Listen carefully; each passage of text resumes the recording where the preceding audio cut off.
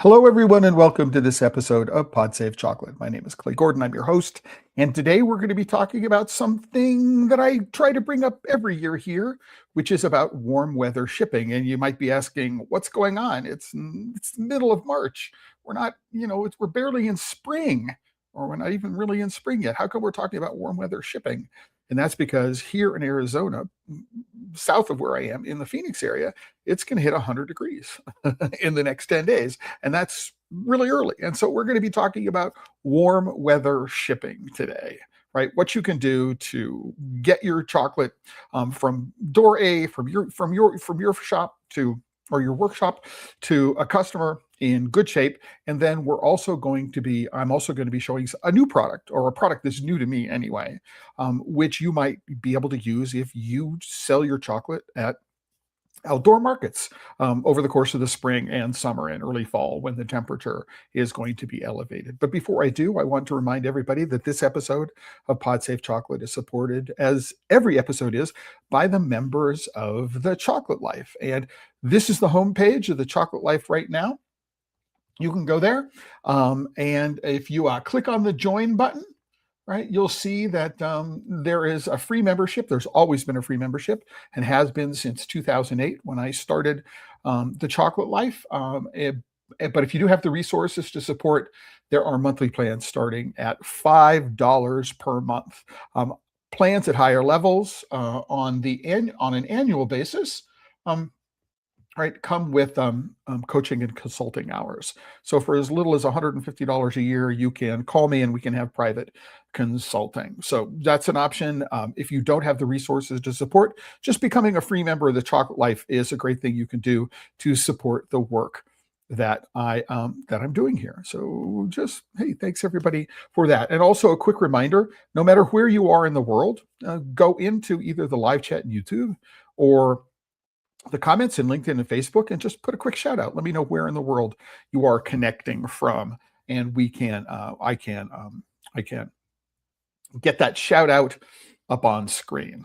All right. So, and with that bit of housekeeping out of the way, let's go and take a look at the post for today's episode. So I create a post for every episode of Pod Save Chocolate, and among other things, it contains links to the resources that I'm going to be mentioning. So you can follow along.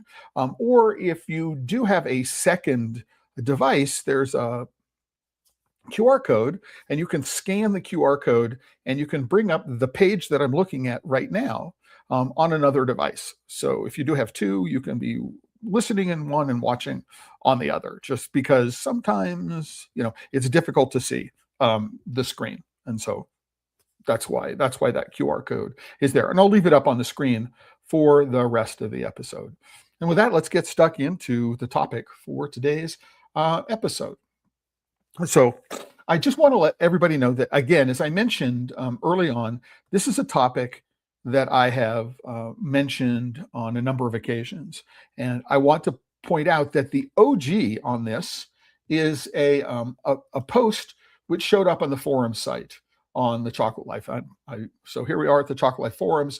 This is a post, and originally, I think the original versions of this, I think this is in reverse chron order, is going back to 2010. So this is a topic that I've been following in one way or another since 2010, and it's called Summer Shipping Tips, Summer Shipping Tips and Tricks.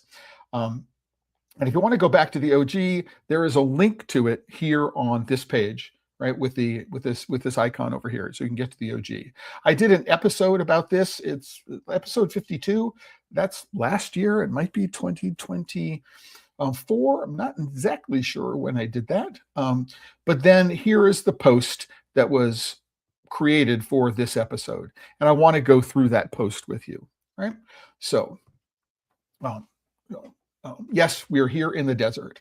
And so here's the link to the OG post again, in case for some reason it gets lost.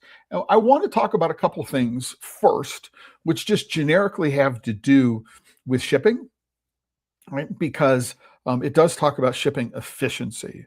And the first one of which is you need to think about how you're going to get your shipping labels printed. Some shopping carts are better than other shopping carts at printing shipping labels. Now, for example, when I was shipping chocolate on a regular basis, and I would, ship hundreds of parcels, in the month of in the first half of December. Um, the USPS, which is what I was using for the most part, the Postal Service, the USPS did not have a good integration gateway from shopping carts. And so the information from the shopping cart, the shipping information from the shopping cart needed to be hand copied over into the USPS shipping label interface, which, as you might imagine, required a huge amount of extra effort and time. And so when you're thinking about your shopping cart, right, you want to think about all of the other things about listing your products and all the things that need to get done. But you want to be very, very careful about the shipping labels that get created. And can you have a special label printers, which you've got label printing stock, so you just peel it off and stick it on top? Or are you going to print it on a regular printer and stick it inside a pouch, right? So that's really, really important to consider, and many people don't. And it has to do with efficiency, how many packages I can get out during a day. This is most important in the weeks leading up to a holiday when shipping gets really, really crowded. Not as much of an issue, perhaps, during warm weather shipping, but do take a look at shipping label integration for whatever your shopping cart is. It is much better now than it was. All right. So we're talking about over a decade ago when I was doing this on a regular basis, but not all shopping carts are created equal. And integration, right? The next thing you want to think about, again, right? This is an issue, it was an issue for me in the state of New York, right? In that you aren't necessarily required to collect taxes for shipments that you're going to send to another state. I mean, if I'm in New York, I'm not responsible for collecting sales taxes for somebody who's living in New Jersey or Pennsylvania. The people who receive the packages are technically responsible for the sales taxes, not the shipper. However, if I was shipping a package to an address in the state of New York, what I would need to do is, on my tax return, my business tax return, what I would need to do is I would need to list the sales taxes that I collected by jurisdiction. And I needed to charge sales tax based upon where the package was being delivered to. So it might be 7%. It might be, if in New York at the time, it was like 8.25%, or New York City, it was like 8.25%. Other parts of the state had different tax rates. And so I needed to be able to keep track of what the tax rates were for any particular jurisdiction. Now, that may or may not be the state that may or may not be appropriate for the state that you're in, but it's important if it is, and you have a liability of reporting how much sales tax you collected and dispersing it properly. Then your shopping cart needs to be aware of those taxing responsibilities, and the tax tables need to be kept up to date. Now, when I was doing this again many, many years ago, the shopping cart didn't have tax rates. And if I wanted to, didn't have an internal tax rate table. And if I wanted to get that tax rate table, I needed to subscribe to a service that cost many hundreds of dollars a year. And it turns out I wasn't collecting so much sales tax from New York deliveries that it became an issue. Right, think about collecting sales tax and the liability you have in the state that you're in for the sales tax, and whether or not there's a single taxing jurisdiction, which is a single tax rate for your entire state, or whether there are multiple tax jurisdictions, and how you resolve the difference between, in New York, a 7% tax rate, sales tax rate, and an 8.25% sales tax rate. So these are just generic things to consider, right, as a part of the integration of your shopping cart and your label printing and your business record system. You just need to be aware of those kinds of things. These don't have anything to do with warm weather shipping, right? But you do want to keep on top of them, right? Because otherwise what you're doing is you're setting yourself up for a reporting nightmare as you individually try to figure these things out. Have you over collected? Do you need to reimburse? I mean, there are all kinds of liabilities for collecting not enough sales tax or collecting too much sales tax. So just to keep in track there. So it's also a challenge in New York State. Chocolate is not considered a food item which is exempt from sales tax. Now, again, this may not be an issue in your state. I mean, chocolate may be a food item which is not exempt from sales tax. Here in Arizona, they're all food items, right, are subject to sales tax. Milk, pay sales tax on it. Eggs, pay sales tax on it, right? Salad greens, sales tax. It doesn't matter. Chocolate, pay sales tax, right? It doesn't matter. But in your state, it may be different. You need to know. You need to know what that is. So let's get to the topic for today, which is about successful warm weather shipping, right? And the most important thing about shipping in general, and not just warm weather shipping, but the issues are complicated by needing to accommodate the heat, is that what you want to do is you want to set up a shipping station mise en place. And we think about mise en place as associated with food preparation, but it just basically means everything in its place, right? And a place for everything. One of the ways to really reduce shipping efficiency is to have to take unnecessary steps, right? To move items from one place to another, to turn around and move, to get something back and forth. So you want to organize everything that you need to ship the orders you need to get done in any particular day, any orders you need to get out the door in any particular day. You want to have all the supplies that you need close at hand, right? And what it is that you're shipping close at hand, right? So set up a shipping station mise en place, right? The goal here, right? Whatever it looks for you based upon the space that you have available. I was working in a basement. I had a dedicated table. I had shelves attached to the wall. I had a bar where I could put bubble wrap and just pull it off the bubble wrap. All my boxes were beneath. Right? So I was fortunate enough to have a dedicated, relatively cool space within which to work. Right. But the point here being not just that you have this mise en place, but you should always be looking for ways to improve the efficiency. You always need to be looking at, how do I reduce the amount of time it takes me to get a box ready, to put the product in the box, and to close the box up, right?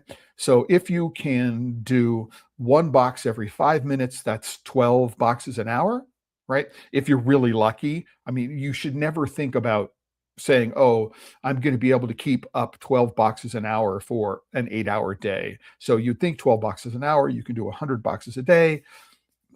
Cut that to 75% of that. So maybe you get 70, 75 boxes a day. 60 is not a bad number in there. You have to take a lunch break. You're not always working at the same speed, but you need to be thinking about, how am I going to be able to ship, wrap, fit, put together as many boxes, put product in the boxes, and get them out the door. And if a way of being more efficient presents itself to you, then it makes sense to be able to reorganize your workspace so that you can get that done. Why? Right?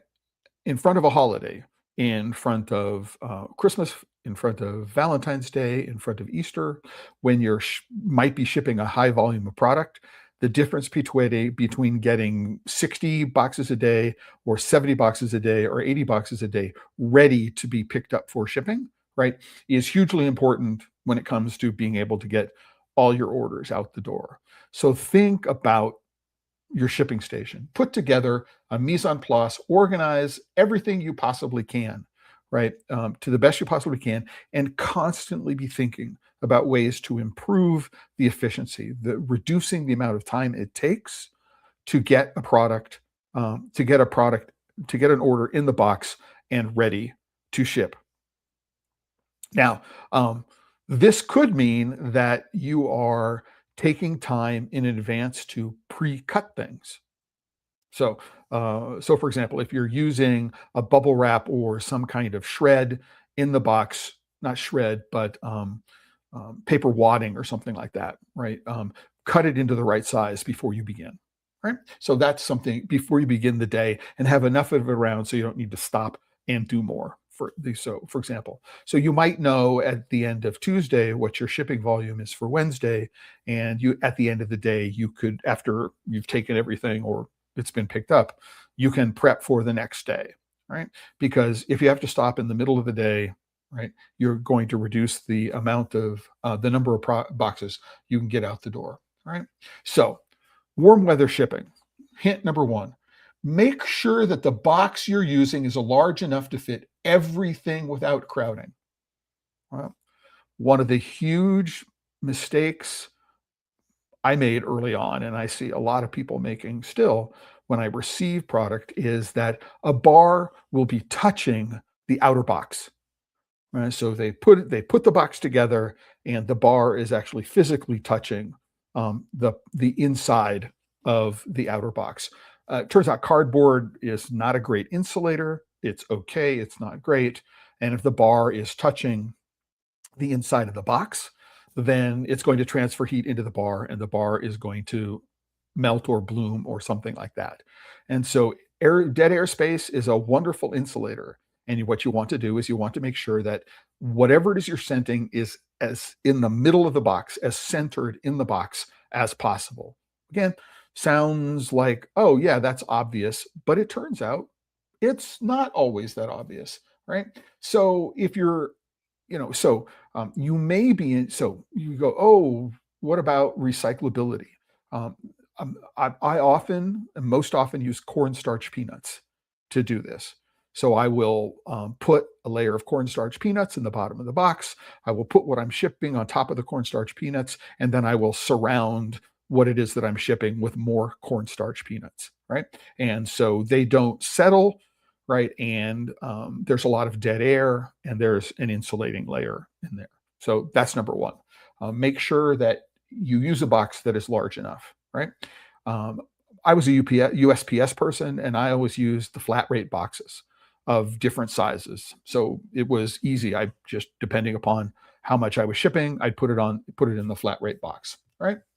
The second thing to do, right, is to make sure to tape all of the seams of the box. And by all of the seams of the box, I mean all of the seams of the box. There are 6 seams in a box. Tape all of them. Well, so top and bottom, right, lengthwise, and then the 4 corners, the 4 edges, right? What you're looking to do there is you're looking to prevent hot air or warm air from entering the box to begin with, right? And just something as simple as putting, let me see if I can make this a little bigger so it's easier to read. Yeah. So make sure you tape all of the seams of the box, right? So all 6 seams, not just the long way seams on the top of the bottom, but the corner seams. Preventing heat from entering the box is one of the greatest things you can do to keep what's inside the box cool.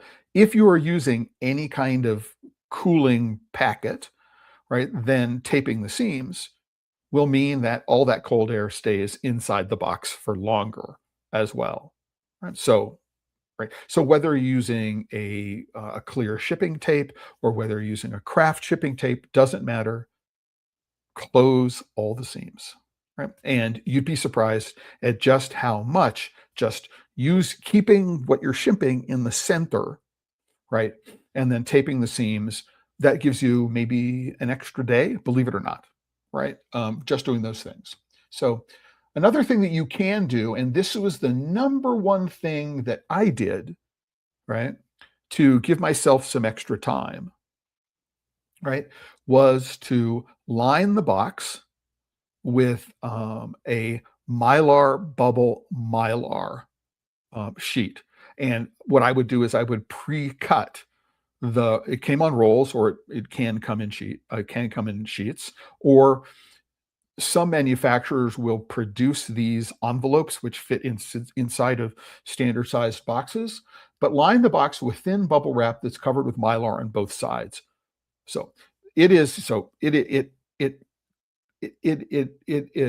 creates an insulated container within the box. and it does two things. Number one is the outside layer of the triple ply product, right, is sitting against the cardboard of the box itself. And what it is doing, it is rejecting heat and reflecting it back out the box. So we're trying to keep as much heat as possible from entering the box. The bubble wrap provides an insulation and cushioning layer. And then the inner layer of Mylar is reflecting cool back into the box. And so I would create a sling one way and then create a sling the other way, if that makes sense. Um, and then cornstarch peanuts go in there, and then the product goes inside of that, right? And now what I do is I have not only the dead air, which is an excellent insulator, but I have a layer of Mylar which is reflecting heat out of the box, and then a layer of Mylar which is reflecting cool, keeping the cool in the box. So, right. And if what you have is you pre-cut this Mylar bubble wrap, you can go very quickly. You can insulate the box in just a few seconds, right? You may, and this is not something that I had, but they do make devices which hold cornstarch peanuts or just styrofoam peanuts in a hopper above you, so you can open up a little um, uh, what is the word I'm looking for? So you can dump the peanuts into the box, right, without having to go somewhere and put them by hand. So if you get a shipping supplies company will be able to help you figure that out. Unfortunately, I didn't have the room to be able to do that in my shipping station. We do have a comment from somebody. So Julie McLean, who's in North Carolina, I believe, just going to mention the Mylar, the envelopes are handy. Julie, absolutely yes, right? But here's what it is that I want to say about that, right? Is that the Mylar bubble Mylar envelope, if you just put a label on that and ship it, right, what happens is that the chocolate bar inside or chocolate bars inside are going to be touching the inner surface of that triple ply, right? And I wouldn't trust it to last when the temperature is well above 90 degrees, Fahrenheit. What are we talking about? 32, 33 degrees centigrade for any extended period of time while shipping, right? What you can do, right, is you can put that Mylar envelope, right, inside a larger container where you can, so a larger box, where you can stuff, for example, some peanuts, so you can keep the envelope from touching the outside of touching the inner surfaces of the box. That's another thing. Another thing that I do, right, if I want to keep the weight down for some reason, and is I might put the bar inside one of these Mylar envelopes, and then put that Mylar envelope into a much larger box, right, which has got a thicker layer, a bigger layer of the cornstarch peanuts or styrofoam peanuts, so that you don't need necessarily to put a gel pack or some other form of active cooling within the box, which will save money. With the USPS flat rate boxes, I mean, if I could put 200 grams in a box, it costs the same as if I could put a kilo in the box. So I really didn't care about that, but it's the actual cost of the physical cooling packet necessary to get to. Yeah, it's called the peanut dispenser. And what I was looking at is the valve, the closure. So you've got this big hopper of peanuts above you, and there is a funnel, and you can just open up the valve in the funnel, and the peanuts fall out into whatever it is, whatever you're doing. So that's that. So thank you for both of those things, Julie. Right. So in this, I do talk about you create a sling, usually two pieces, because it's usually cheaper to buy large quantities on a roll and cut them down than to have some company build the box for you, build a larger enclosure for you, which is designed to fit inside the box. You can't do that. Your point. I tend not to use thick layers of, soft foam, right, which is inside of Mylar. You can buy those, right? I tended not to use them because I didn't have the space, because those boxes come pre-assembled. And so if you've got 100 boxes, which are, you know, uh, you know, 30 cubic inches each, then you've got a huge amount of space required to store the boxes. So I had everything shipped to me in as compact a form as I possibly could, because I didn't have a huge amount of space. And so I would start my day by building the, so taking the boxes, which were folded, and then taping five of the the bottom and two bottom side seams, so three of the six seams, right? And so basically erecting the boxes, and I would get that done, and I would already have all the Mylar, bubble Mylar, that's pieces that I needed for the slings for the sizes of boxes that I was shipping, right? Because I didn't have room to store 200, 300, 400 already made up boxes. So consider that in your equation, and also consider the amount of time it takes to erect the boxes, right? You have to assign a labor cost to everything you do, right? And it may, if you have the room, it may be cheaper to buy boxes that are already erected than it is to buy boxes which come folded, which you have to stand up and tape. But it is a necessary aspect of what it is you're doing to actually go through the mechanism of figuring out what is the least expensive way for you to do this. High labor costs might offset the higher costs of buying boxes that are already set up and ready to go, right? I did mention this. If it's going to be really hot at the destination, also wrap what you're shipping in the Mylar bubble wrap or inside one of these envelopes, right? It may be less expensive. Again, this is something you have to consider, to purchase an already built Mylar envelope that has got a self-adhesive strip on it. So lip and tape, as they call it, just, you just pull the covering off the adhesive and you fold it over. So it may be less expensive to purchase that than it would be to build something.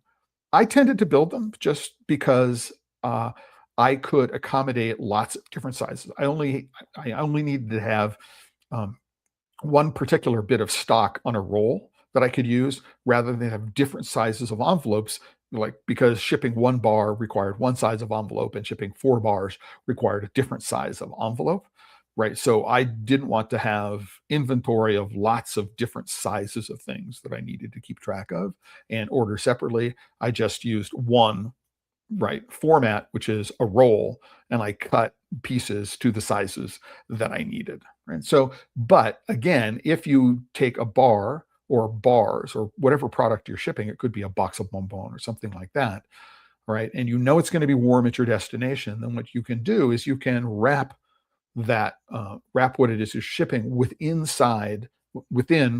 this Mylar bubble Mylar, and put that inside a box which has got peanuts inside a box which has got Mylar bubble Mylar inside of it with taped seams. So what you're doing is you're considering the physics of heat transfer, and you're trying to keep hot air out of the box and keep colder air in, right? That's the key to be able to ship in warm weather. Keep the hot out, keep the cold in. So this is something that I sometimes get confused about, which sometimes I'll find somebody has wrapped the chocolate that they're shipping inside some sort of inner insulating layer, and then if they're using a gel pack, it will be outside the insulation for some reason. And the usual case is it's on top. So they'll put everything into the box, they'll close whatever internal insulation that they're using, and then they'll put the gel pack on top. That's the wrong way to do it. Number one is that the gel pack or whatever you're using for cold is next to the outside edge of the box, and if it's touching the box will wick away the cold very, very quickly comparatively. Always make sure that whatever you're using for keeping things cold is inside the outmost layer of insulation. And so what you could do is you could have a product. Sometimes what I would do is I would have a little bit of this Mylar bubble Mylar to prevent too much cold transferring from the gel pack into what it was that I was shipping, right? And then I'd wrap around it. But make sure that, or you could put the gel pack in one of these Mylar envelopes. That also is something that can be done.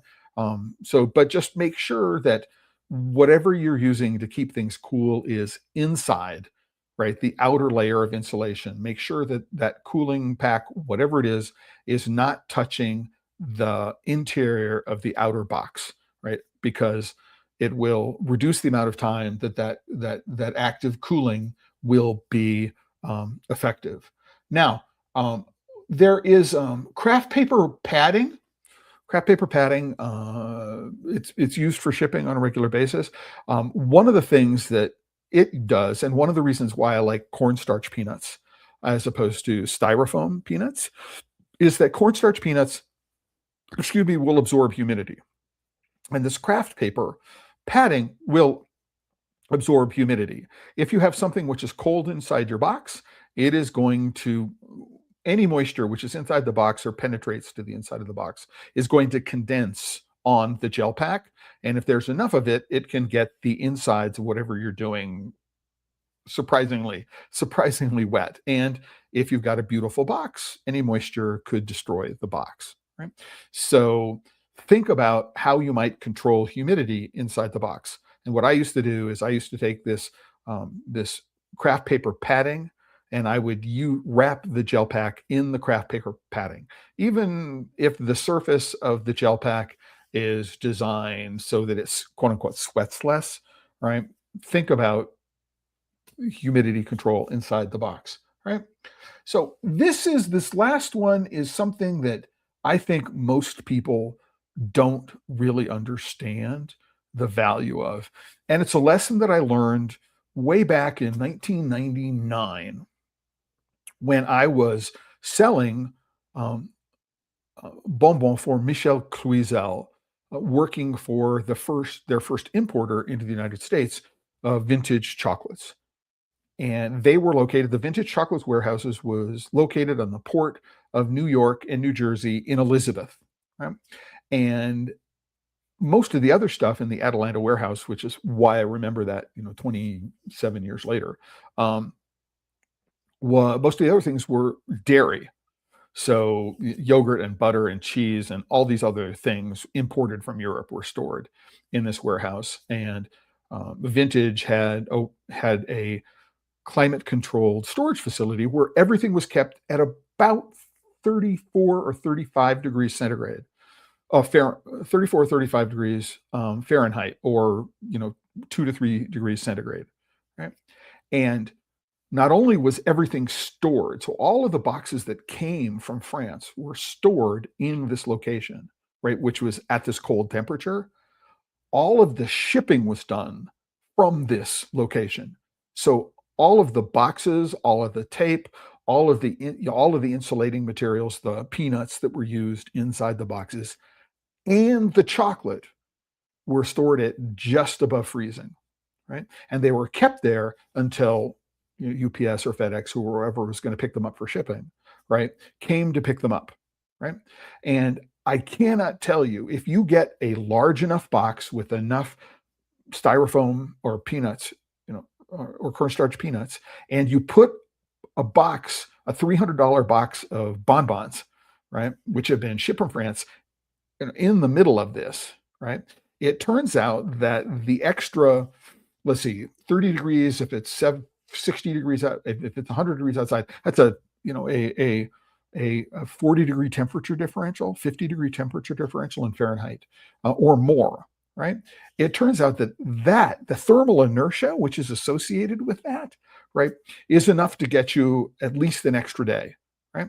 So if it's 100 degrees Fahrenheit outside, right, and you're working in a place where, it's not just 68 degrees Fahrenheit, but you can bring the air conditioning down so that it's 60 is better, 55 is better, 40 is better. You may need to put a jacket and gloves on in the middle of summer, which is what we were doing, right? Is that we would put on a down jacket and thin gloves so that we could do packaging, right, at 35 degrees Fahrenheit, right, during the summer.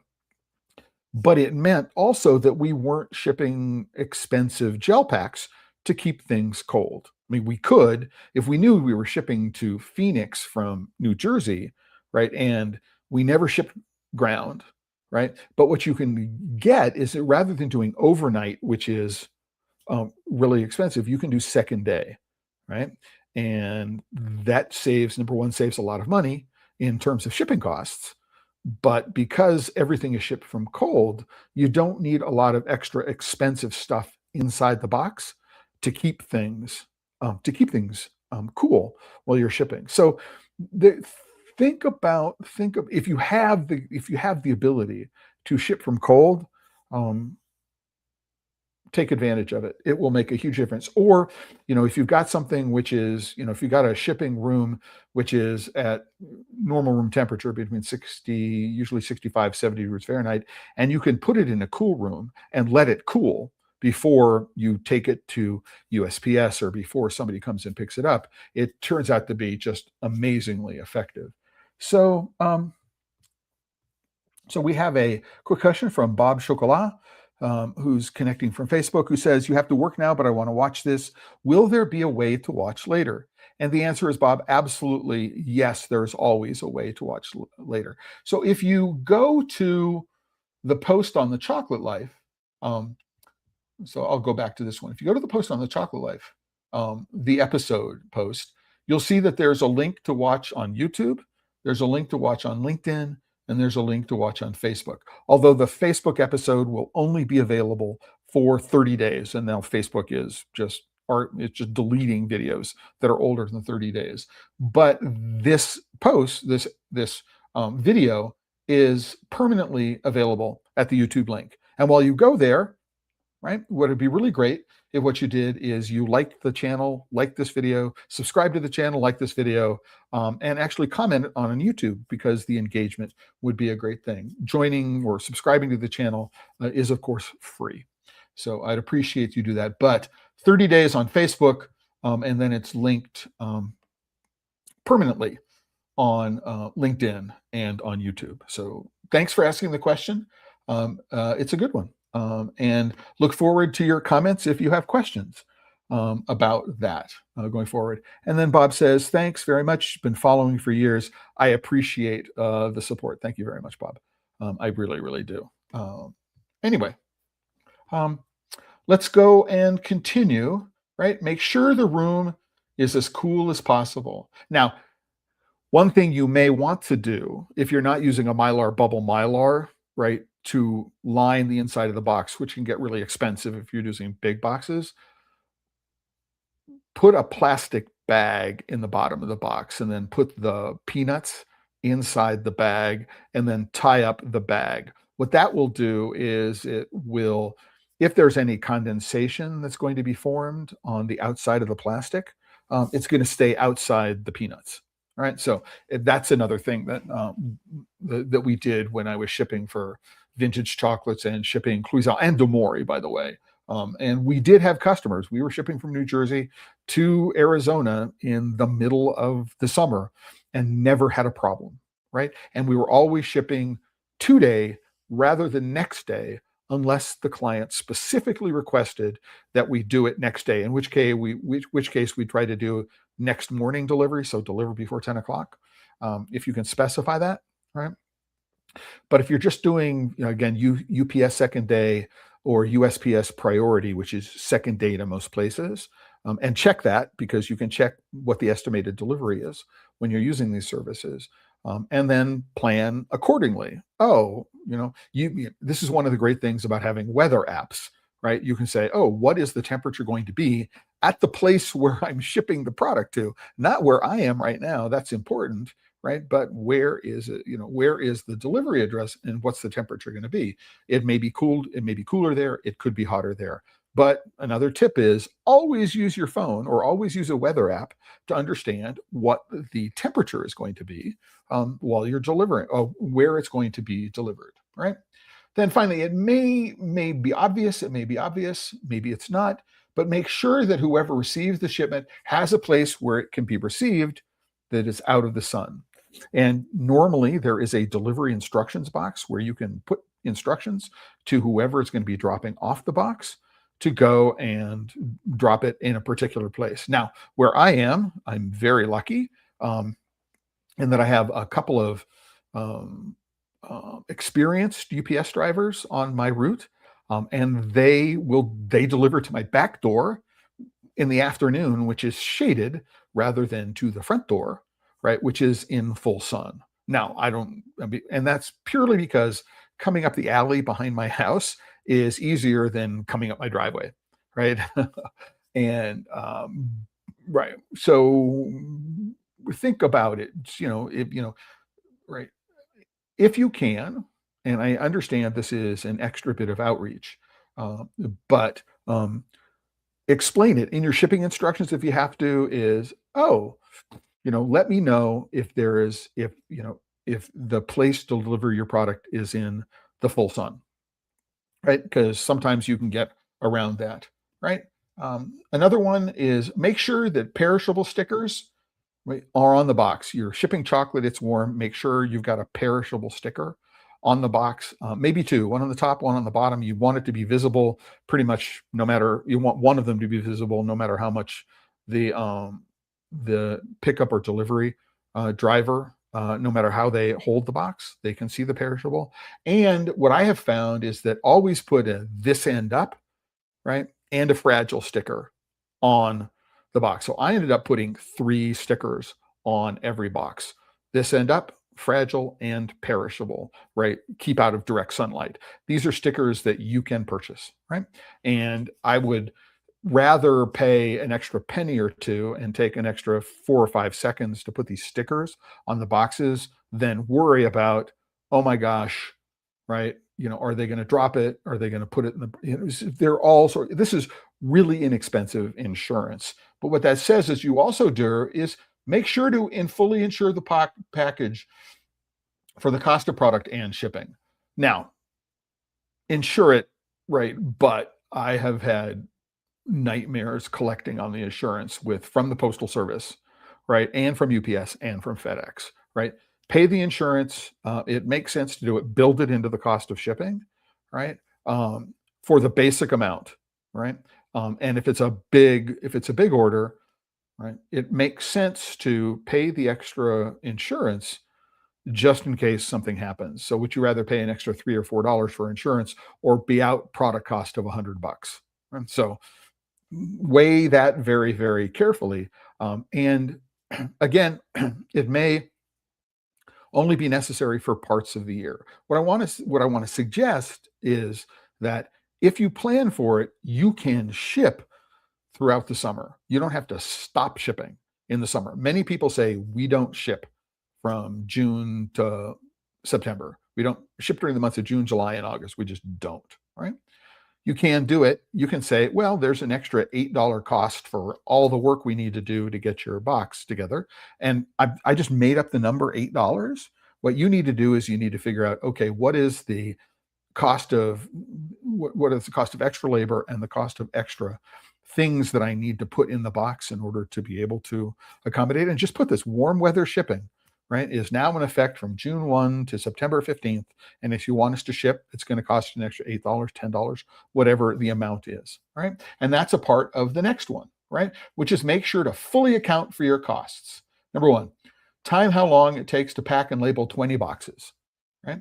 Take the average time and multiply it by some minimum wage you're willing to accept, right?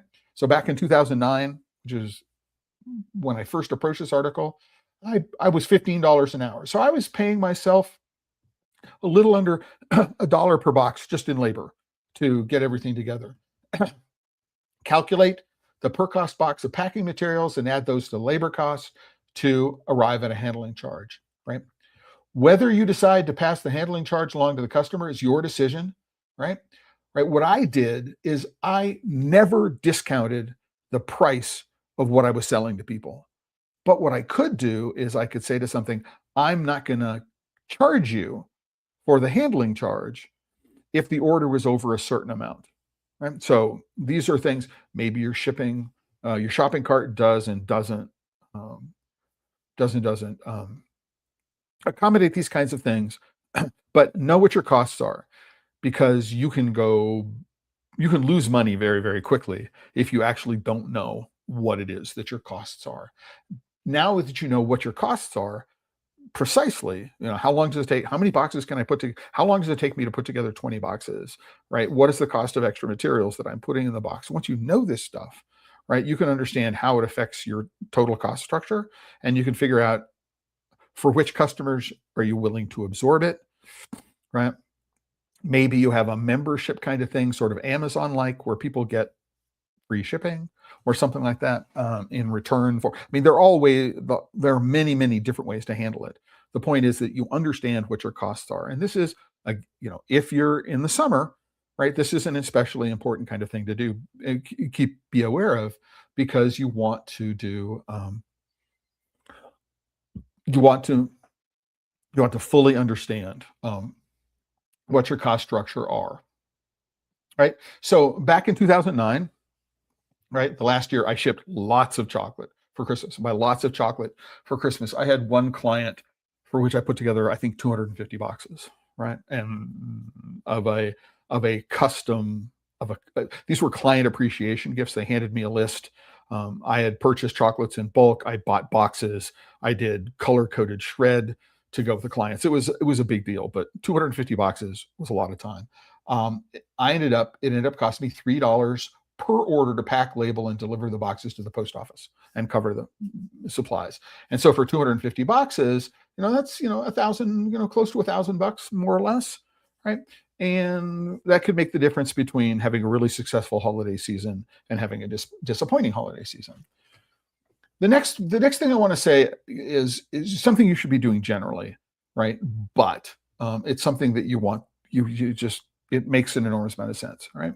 So I was living in suburban New York City, the New York City metropolitan area, Westchester, and I was decided to go USPS, and I was always taking things through the front door of my post office. So I'd walk in and I'd have bags, and I'd have like 30 boxes, and I'd take them to the front counter. And after the third time I did this, the guy at the front counter said, "Hey, right, I noticed that you've got prepaid labels right here. So why don't you just take them around to the back? I give you permission to take them around the back. There's usually a sign that says, 'Do not enter unless you're on official post office business.' Just take them around the back." And I said, "I can do that?"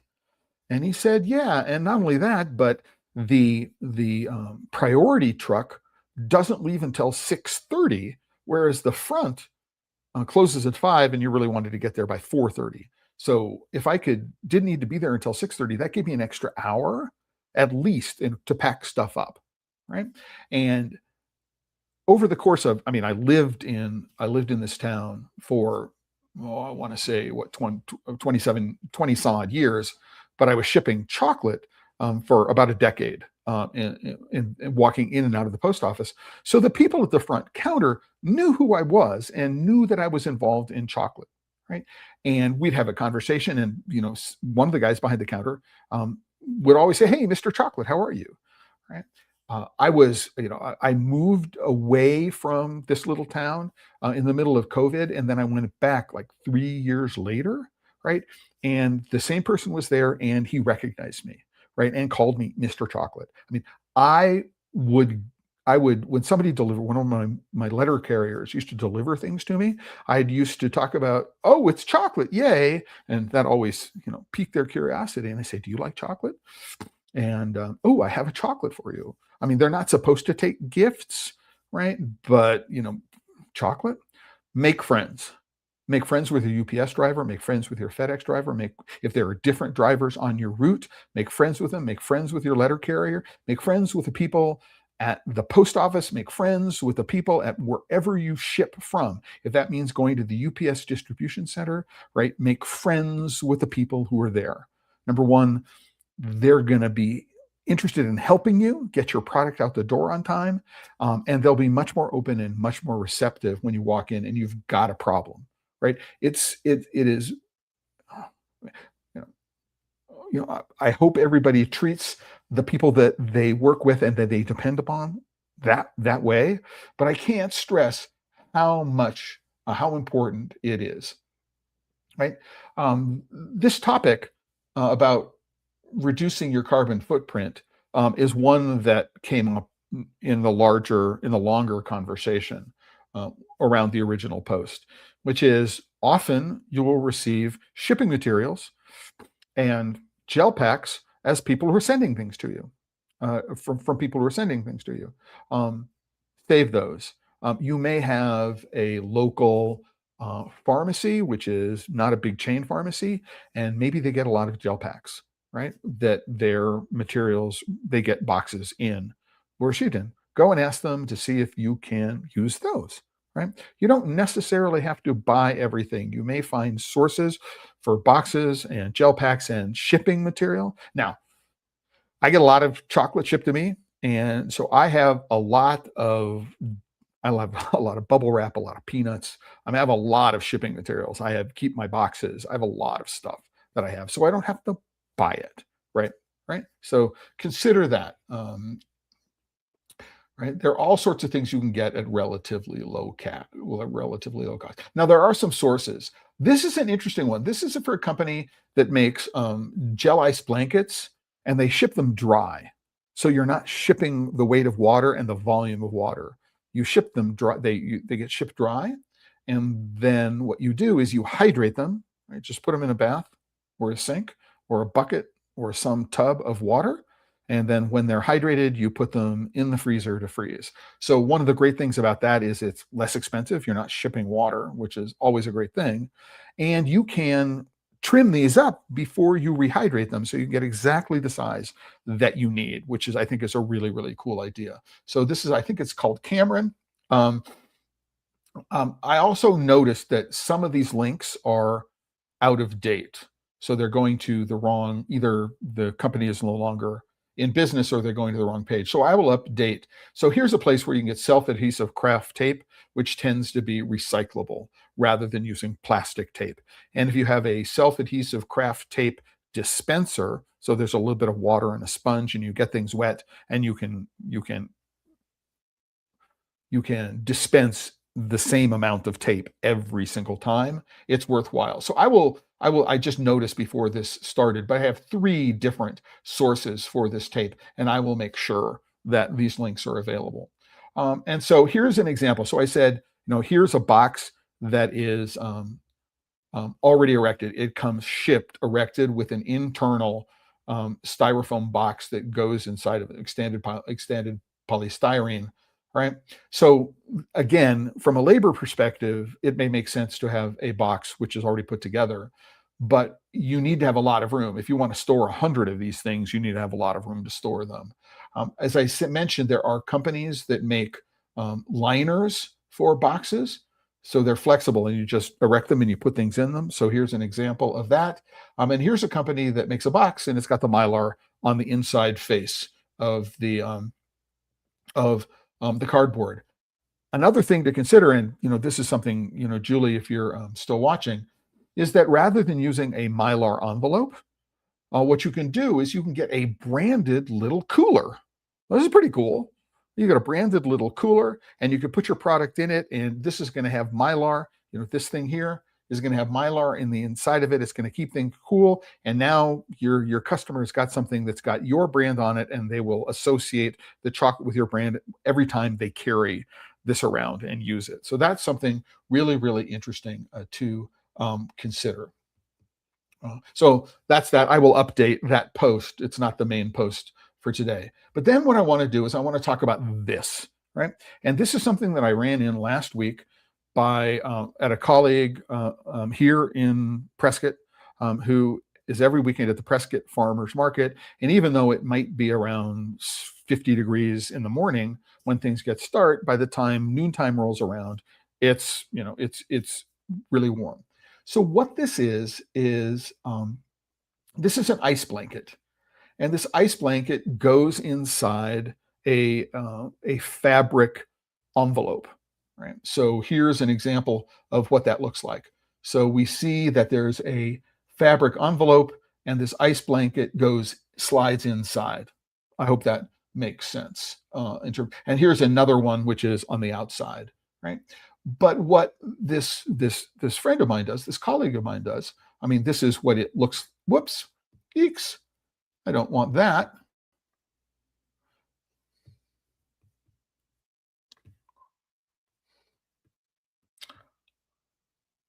Interesting.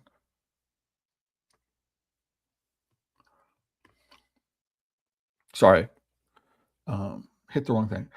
So here's a full-size photograph. So here's what it looks like folded up, right? And inside this fabric container is one of these gel ice blankets, right? Or it's not gel ice, it's actually water ice blankets. And what this person does is this unfolds, right? And when they unfold it, let me hide this and get more room. When they unfold it, what they do is they put it inside these crates. Right? So they take this and they put it inside the crates, and then they put the product inside the crates. So it fits in this crate, and part of it reflects heat, right? Because the sun is coming from behind where this person is. And then the product, which is being displayed, sits inside this cold blanket, sits on top of this cold blanket, right? And you can see that there's a different one here, right? And it is protected from the wind and it is protected from the sun as well, right? And so this is the size. It's 20 inches by 16 inches, right? And you can see that it folds in half, or you can put it flat, right? And fold it in half. It can fit any number of situations. And the idea is that, it's when you put it out, it's at freezing. It's double duty. I mean, if this is inside a cooler, if you have spare ice sheets, ice blankets, you can use them to keep whatever inside a cooler cool. Yay, right? And then if you need to, you can replace one, maybe 2 hours, 3 hours through, depending on how hot the day is, right? You can replace it as it's starting to melt with a fresher one and keep things cool. I think this is just, it's an inexpensive way to be able to display real product out front, in front of people, right? Rather than having, plastic replicas or things which can't be eaten in front. And it's modular and it's relatively inexpensive. So maybe every one of you knew about this, but I actually focused in on it for the first time because I got to the market a half hour early while my friend was still setting up. And I said, "Oh, those are interesting. I haven't seen those before. What are you doing?" Right? And so find a crate which will hold these things, put them inside the crate. You can lay them flat on a bench. They're very, very flexible in many, many kinds of way. I mean, the name of the product is called FlexiFreeze. Again, here's that picture that you can have a blanket fits inside the fabric overlay. One of the things that the friend of mine done is they had taken the sheet. Again, these are the FlexiFreeze sheets, and they cut them up and they put them inside of plastic display trays.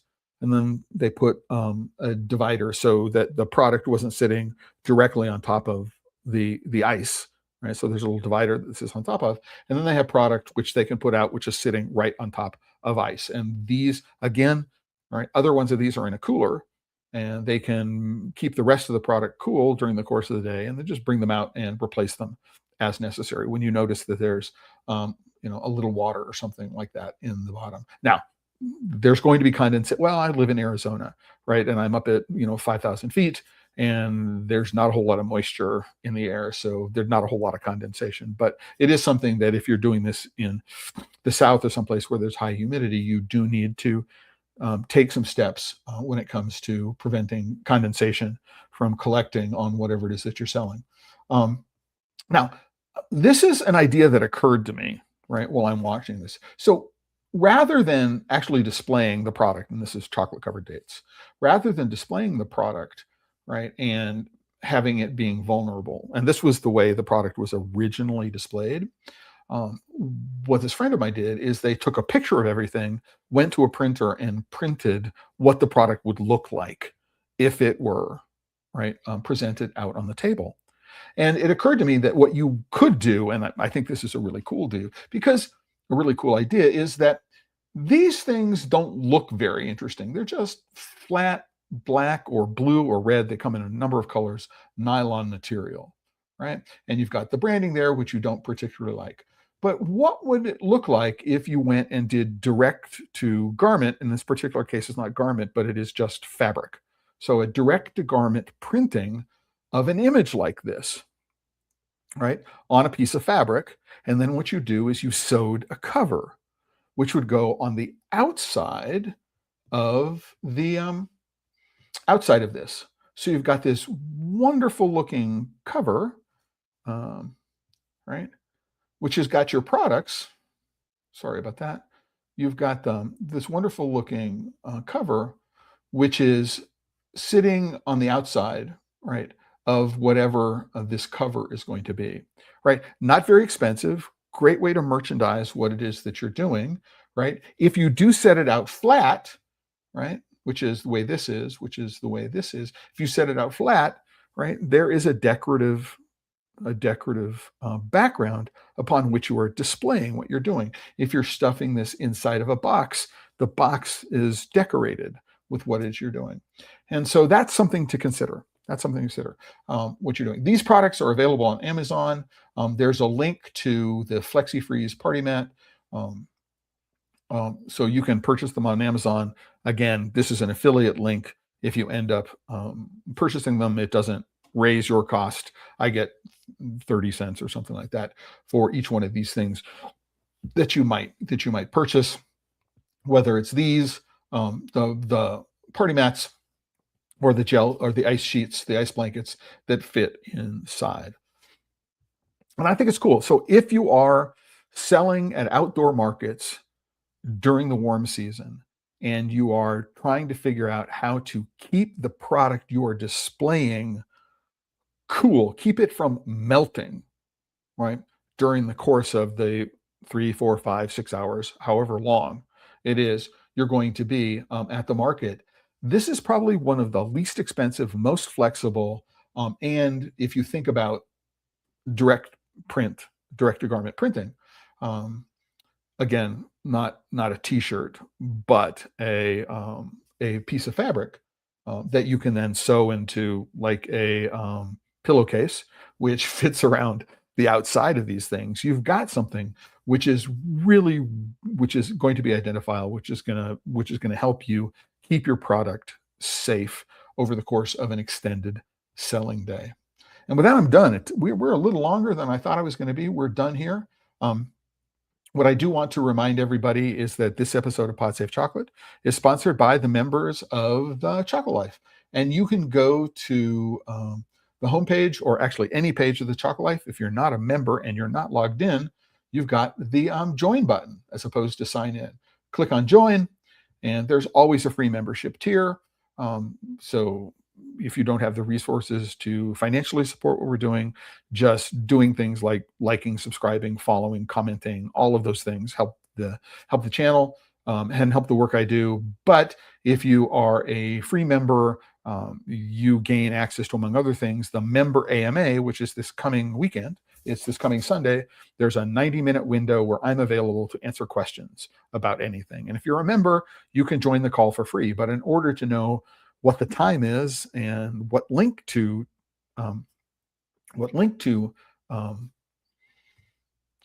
click on, sorry, it's been a long hour. You need to be a member and you need to be logged in, but that's free. If you do have the resources from as little as $5 a month or $42 a year, you can be a member of the ChocolateLife. There are premium perks for people who subscribe at the $42 a month level or more.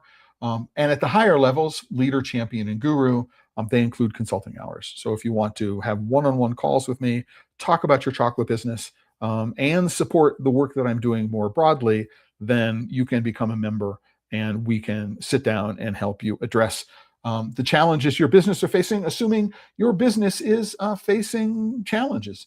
And with that, I want to say thanks everybody for being here today. I am going to be back next Tuesday. And I'm trying to remember what it is that I'm going to be talking about on Tuesday, and I don't, unfortunately. But I do want to talk about Tuesday. I believe it's Tuesday, it's April 10th, whatever day that is April 10th. I'm going to have Sean Eskenazi as my guest, and the